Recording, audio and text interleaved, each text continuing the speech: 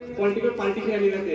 फक्त इलेक्शन आले की इलेक्शनच्या टायमाला फक्त लोकांचं वोट घ्यावं, त्यांचं परिवर्तन करावं, यासाठी 6 महिने अगोदर रॅली काढली जाते.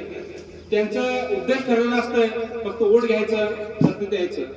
दुसरी रॅली असते एखाद्या समाजाच्या विरोधात किंवा एखाद्या ग्रुपच्या विरोधात किंवा एखाद्याच्या विरोधात रॅली काढायचं. अशी काही रॅली काढणारे लोक असतात जे कधी तर 6 महिन्याला, कधी तर वर्षाला, 5 वर्षाला, 10 वर्षाला असं रॅली काढतात. आणि हे लोक काय करतात, त्याच्यानंतर एक वर्ष रॅली काढले, दुसऱ्या वर्षी संपून टाकतात.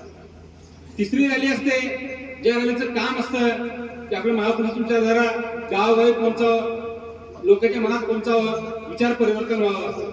आणि ही रॅली जी आहे हे काढण्याचं आम्हाला कोणी सांगितलं तर भगवान बुद्धांनी सांगितलंय. कारण भगवान बुद्धांनी वयाच्या 80व्या वर्षापर्यंत एकच काम केलं. काय केलं? धर्माचा प्रचार प्रसार करायचं काम केलं. स्वतःच्या शेवटच्या दिवसापर्यंत काय केलं?